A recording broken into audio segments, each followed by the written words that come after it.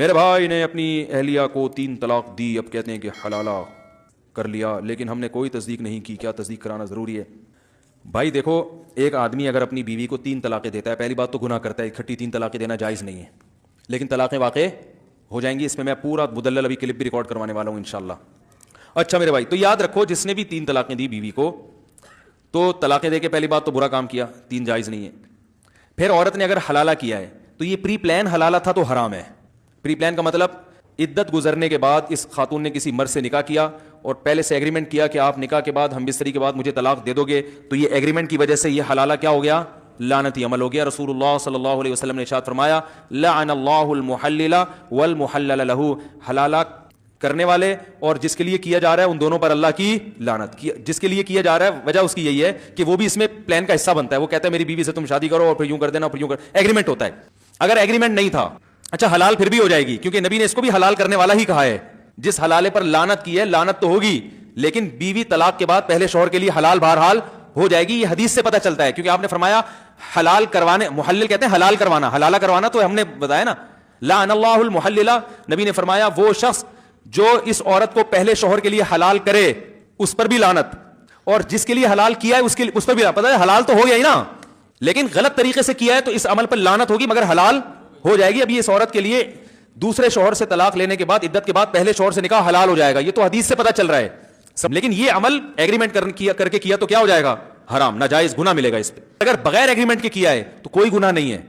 لوگ ہر قسم کے حلالے کو لعنت کا عمل کہتے ہیں، یہ تو قرآن کے خلاف ہے۔ قرآن میں اللہ کا ارشاد ہے فَإِن طَلَّقَهَا، مرد اگر زوجہ کو تیسری طلاق دے دے، فَلَا تَحِلُّ لَهُ مِن بَعْدُ حَتَّى تَنكِحَ زَوْجًا غَيْرَهُ، تو یہ عورت اس تیسری طلاق کے بعد پہلے شوہر کے لیے حلال نہیں ہے جب تک کہ یہ کسی دوسرے مرد سے نکاح نہ کر لے۔ اور حدیث میں آتا ہے صرف نکاح نہیں بلکہ ہم بستری بھی ہو۔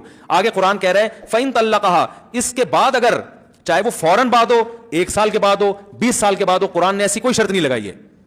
فَإِن طَلَّقَهَا، اگر شوہر نے تیسری طلاق دے دی، فلا تحل له من بعد، تو یہ عورت اس تیسری طلاق کے بعد شوہر کے لیے حلال نہیں ہے، حتی، یہاں تک کہ، یعنی کب حلال ہوگی اللہ وہ وجہ بیان کر رہے ہیں، تنکیح زوجا غیرہ، پہلے شوہر کے علاوہ کسی اور سے نکاح کر لے، فإن، پس اگر اس نکاح کے بعد، اور حدیث میں آتا ہے صرف نکاح نہیں بلکہ ہم بستری بھی، اس ہم بستری اور نکاح کے بعد فإن طلقها، یہ دوسرا طلاق دے دے، اگلی رات کو دے دے، 1 گھنٹے بعد دے دے، آدھے گھنٹے بعد دے دے، 15 منٹ بعد طلاق دے دے، 10 منٹ بعد طلاق دے دے، 10 سال کے بعد طلاق دے دے، ایسی کوئی تفصیل قرآن نے بیان نہیں کی ہے۔ چاہے 10 منٹ کے بعد طلاق دے دے، ہم بستری کی، ہم بستری کرتے ہی طلاق دے دے، اللہ فرماتے ہیں فلا جناح علیہما ان یتراجعا، تو پرانے والے میاں اور اس پرانی بیوی جو ہے نا اس کی، ان دونوں کے لیے کوئی گناہ نہیں ہے اس میں ان یتراجعا کہ یہ دوبارہ شادی کر لیں آپس میں۔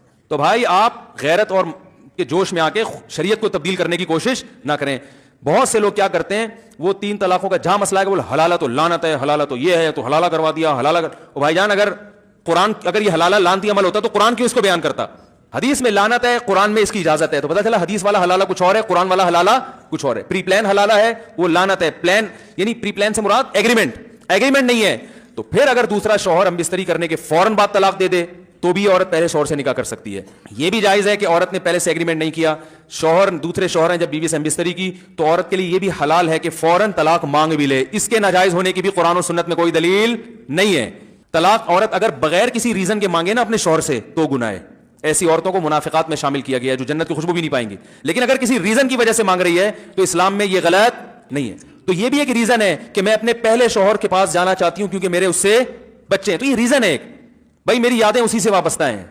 سوال پیدا جب اس سے تھی تو مجھے نکاح کیوں کیا؟ بھائی اس لیے کیا کہ اس سے اجازت نہیں ہے نکاح کرنے کی، آپ سے اجازت تھی تو آپ سے کر لیا۔ بات آ رہی ہے سمجھ میں؟ اور یہ سوچا تھا کہ اچھے لگے تو رہوں گی، نہیں لگے تو نہیں، مجھے نہیں اچھے لگ رہے، مجھے آپ کے منہ سے گٹکے کی بدبو آ رہی ہے، کوئی بھی وجہ ہو سکتی ہے۔ اب اگر آپ یہاں تجاوز کرتے ہیں نا کہ نہیں یہ طلاق لے کے شادی نہیں کر سکتی، یہ اب قرآن پر کیا ہے، آپ اپنی عقل لڑا کے قرآن کے حکام کو کیا کر رہے ہو، چینج کر رہے ہو۔ تو اسی وقت طلاق لے کے، ہاں دوسرے پر جبر نہیں ہے، وہ کہنا میں نہیں چھوڑوں گا، آپ نے طلاق مانگی وہ کہنا میں نہیں طلاق دیتا، تو عورت کو زبردستی کرنا جائز نہیں ہے۔ ٹھیک ہے جب نہیں دیتے تو آپ ہی میرے مقدر میں میاں ہیں، شادی تو ہم نے کوئی ایگریمنٹ تو کیا نہیں تھا، مجبوراً گزارا کریں گے، مننے کے ابا آپ ہی بنو گے، گزارا کریں اس کے ساتھ۔ اور اگر وہ چھوڑ دیتا ہے اس پر بھی کوئی گناہ نہیں ہے، اس لیے گناہ نہیں ہے، وہ یہ کہتا ہے یار یہ اگرچہ میری بیوی ہے میں نہ چھوڑوں تو، لیکن جب یہ نہیں رہنا چاہتی، اس کے دل میں میرے لیے وہ جذبات نہیں بن سکتے جو پہلے کے لیے ہیں، تو چھوڑ دینا بہتر ہے یا نہیں ہے؟ بھائی میں تو لوگوں کو ویسے ہی مشورہ دیتا ہوں جن کی بیویاں طلاق مانگ رہی ہیں، کوئی ریزن نہیں، میں کہتا ہوں یار طلاق اچھی چیز نہیں ہے، لیکن یہ بھی اچھی چیز نہیں ہے جو نہیں رہنا چاہتی زبردستی گھسیٹ کے رکھو اس کو اپنے پاس، یہ کوئی اچھا کام ہے؟ او بھائی محبت کا رشتہ ہے, محبت سے رہو, ٹھیک ہے, نہیں رہ سکتے تمیز سے الگ ہو جاؤ نا. تو طلاق نہیں دینی چاہیے, لیکن اگر بیوی نہیں رہنا چاہتی تو بیوی کے لیے تو غلط ہے بلا وجہ مانگے, لیکن آپ کے لیے بہتر یہی ہے کہ جب نہیں رہنا چاہ رہی تو یار ایسی عورت سے کرو شادی جو غیرت مند ہو, آپ سے ٹوٹ کے محبت کرے. نبی نے کیا فرمایا, تزوج الودود الولود, ایسی عورت سے نکاح کرو جو محبت کرتی ہو. تو یہ جب طلاق مانگ رہی ہے اس کا مطلب آپ سے محبت نہیں کرتی. تو اگر آپ افورڈ کر سکتے ہو طلاق دینے کے بعد کہ بھائی مجھے دوسری مل جائے گی تو چھوڑ دو اس کو.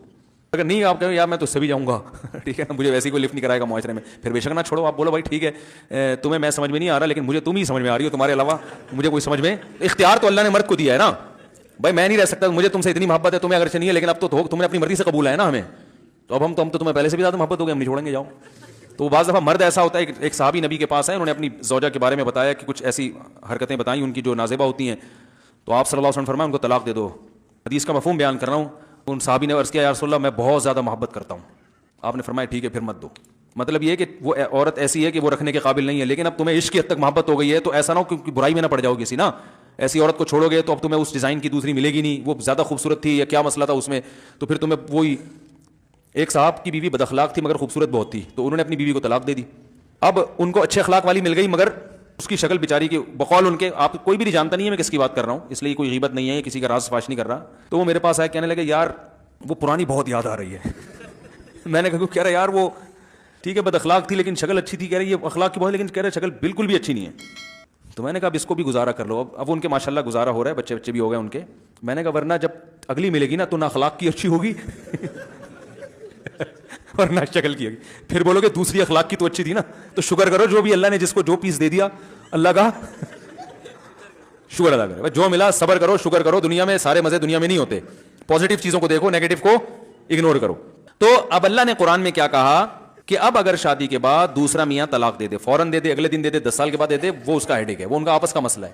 بلکہ علماء نے یہاں تک لکھا ہے کہ اگر دوسرا شوہر اس نیت سے طلاق دے دے کہ یہ پہلے شوہر کے ساتھ شادی کرنا چاہتی ہے, اس کے اس سے بچے ہیں, اس کے جذبات فیلنگ اسی کے ساتھ ہیں, میرے ساتھ یہ نباہ نہیں کرنا چاہتی, تو اس طلاق پہ اس کو ثواب ملے گا.